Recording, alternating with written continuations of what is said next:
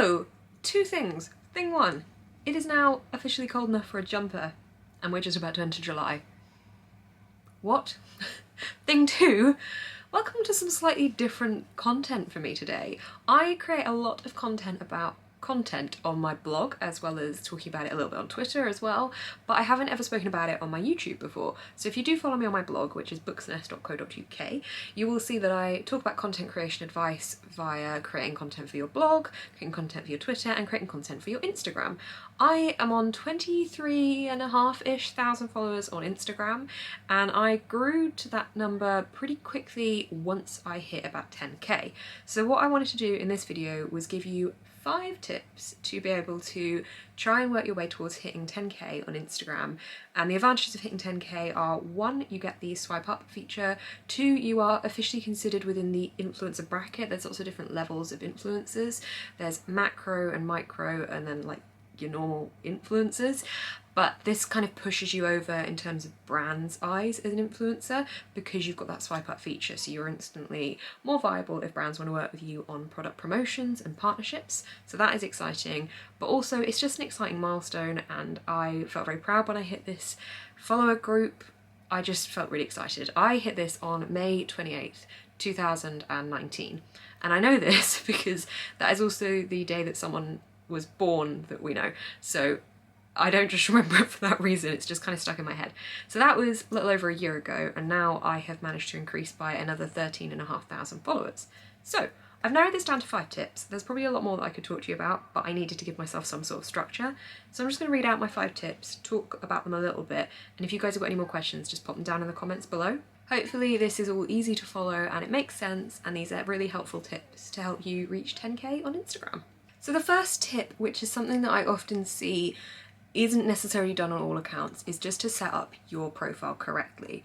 I'm going to show you mine as an example, so I'll share the screen on my phone. Okay, so you can see from my profile here that I have got set up a couple of basic details. So to start with, we've got my username is obviously Booksnest, which carries across all of my channels, but as my name within Instagram, I have written Beth and then Booksnest next to it. So you've both got my first name and also my blogging name, so the two become synonymous together. It's obviously completely up to you what you guys put in here, but I personally wanted to have my actual name in there as well, so that if any brands reach out to me or if general users message me, then people know my name is Beth. You can put that below in the bio box as well, but this enables people to see this when you are commenting on their photos or when your photo pops up on their feed.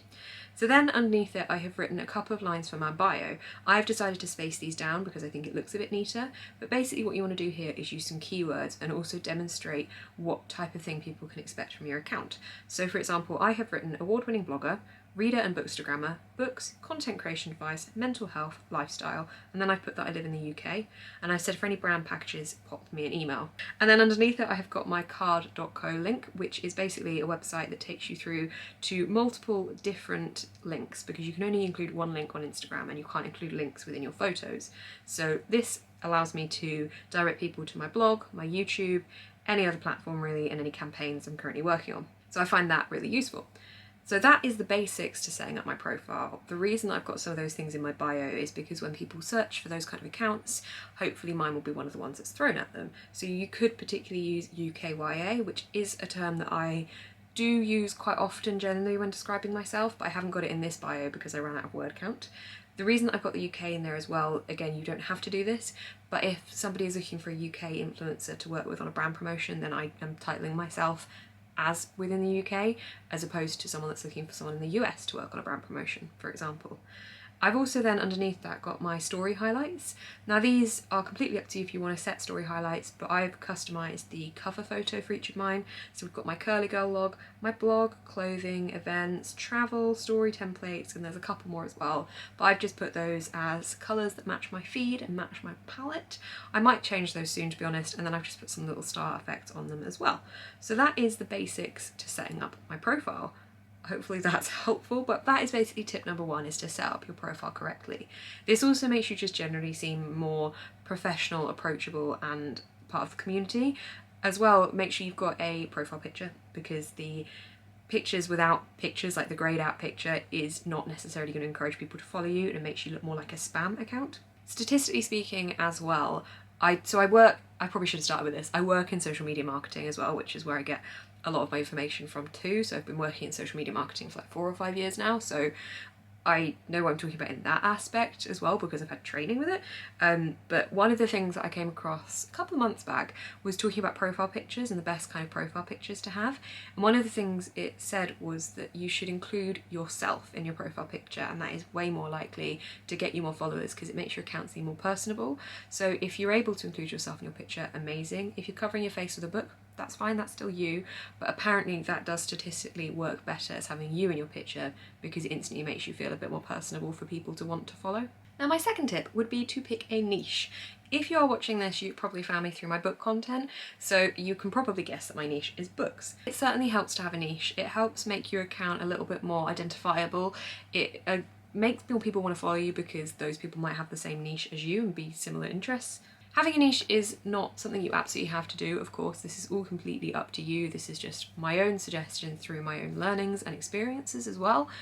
But having a niche enables people to know what they're expecting from your account. They know that if they like reading the same kind of books as you, those are probably going to be more things they will see on your account. Similarly, if you're a lifestyle account, they know that that's what they're going to get from you.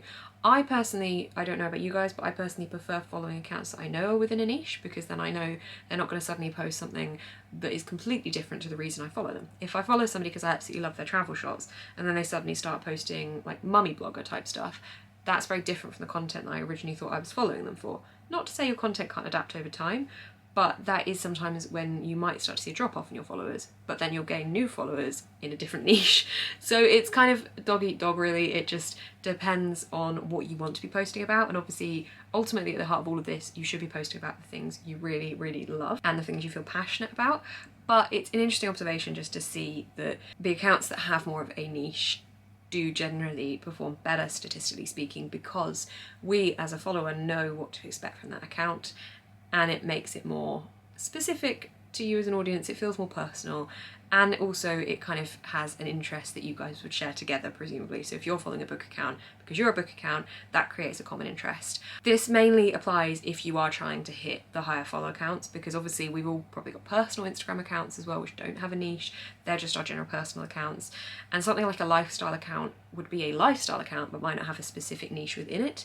So this chops and changes, but basically you can see from my own Instagram, I post about books. That is my niche. Tip number 3 is possibly the most important tip I think that I'm going to give you guys, and that is to regularly engage with other users. This is so, so, so important. Take 10 or 20 minutes a day to sit down on your phone, just go through your feed and like, comment, share, follow new users. Just make sure everything you're doing is going towards creating an environment and a community in which you are getting involved, you're being welcoming, you're leaving insightful comments, not just love hearts, like things that actually matter and things that people can reply to. Just generally make sure that you are doing that on a daily basis. And the reason for that is because the more you do it, the more you'll see more active on Instagram, and within Instagram's algorithm, they will value your account higher and they will push your photos further because they see you as an active account that is actively getting involved in the community. Secondly, as well, if you are mixing up the accounts you're commenting on the photos of, if you're commenting on a photo in an account with 100,000 followers, then that is showing your comment to way more people that are also going through the comments of that photo. But if you're engaging with an account that is a smaller account that is maybe under 1,000 followers, then you're making more of a personal relationship with them and they're more likely to notice that you've commented and possibly go back and comment on your content. So it's kind of a cyclical thing. You will always see results from this, but what I would say is give this a couple of months of doing this because Instagram's algorithm takes time to change and adapt. So once you do start to make changes like this, you need to continue doing them. You can't just do them for a couple of days or a couple of weeks and think it's not making a difference, because that isn't how Instagram's algorithm works. It takes time to learn your patterns and be able to adapt to those and benefit you properly. Every time I make a change, I always wait a couple of months to actually see the results from it. Tip number 4 is to post consistently to both your feed and your story. This is so important. I know I said the last one was like my biggest tip, but this is honestly just, if you're going to do anything, just post consistently. If you've decided to start an account, obviously if you fall behind and you're unable to because you've got other things going on in your life, obviously don't feel then you actually have to post every day. But by posting every day, you're showing Instagram you're an active account. Not every day necessarily, but by posting regularly, you're showing Instagram you're an active account. You're showing other people that you are there, you're posting your photos, this is what you're about, but you're also putting yourself right at the front of people's feeds as often as you possibly can by being an active user on Instagram. And then by posting on your stories, you're potentially tapping into a new audience, because not everyone goes through their feed, not everyone looks through their stories. So by posting on both, you're covering more ground. But also, when you look at your story analytics, you might often find that there's more people viewing your story than are viewing your post in your feed. So by putting like behind the scenes content on your story, like the back door to your account essentially, you are tapping into a completely new audience with completely new content than you would be on your feed potentially. So make sure you're covering across both bases. But honestly, I think just posting consistently gets you into the habit of doing it, but it also enables your content to stay up to date and fresh. If brands come to your profile, they're going to see that you're active and that people are constantly engaging with you, and that stats you're providing them are current and up to date, and they'll be more likely to want to work with you as well. This general tactic will just work wonders, because every time you post a new photo, you're a lot more likely to gain new followers through use of hashtags, through engagement, through the fact that you've just posted a photo. You are way more likely to send new followers to your account than if you don't post a photo for a week. So the more photos you post, the more followers you will get, and the closer you'll be to gaining 10k in followers. And finally, point number 5, which is another really important one, and that is your captions. You're posting photos because Instagram is a photo-based site. But of course you're going to be putting a caption, no matter how big or small, alongside that photo.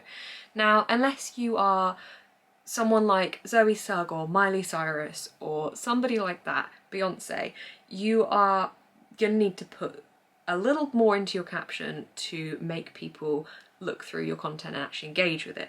Celebrities, gigantic influencers, people that have got millions of followers, I think they could probably just post a love heart and people would still engage with their photos.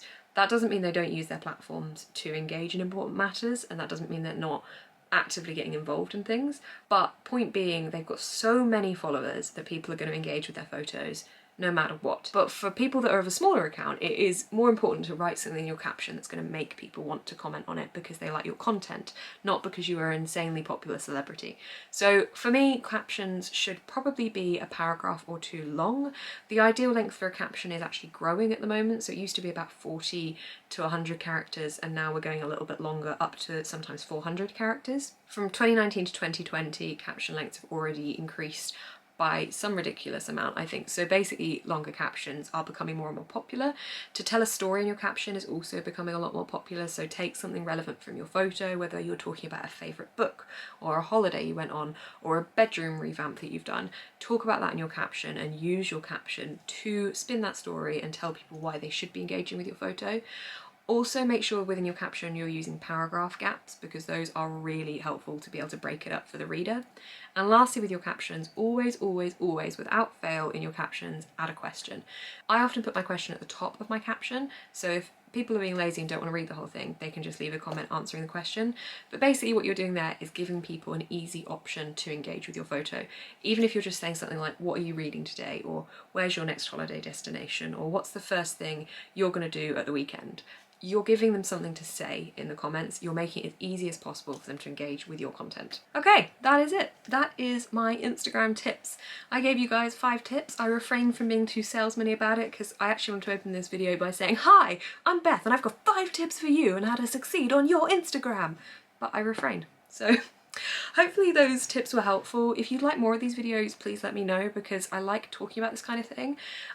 Obviously you guys are following me for books and I didn't know if you'd want to hear content creation as well. But let me know if you've enjoyed this. If you did enjoy it, please give it a thumbs up. Drop a question down in the comments below if you want, or share any of your own tips. And you can subscribe to see more content from me. That will mostly be bookish. That will mostly be bookish, but I might go into the occasional content creation tips video as well.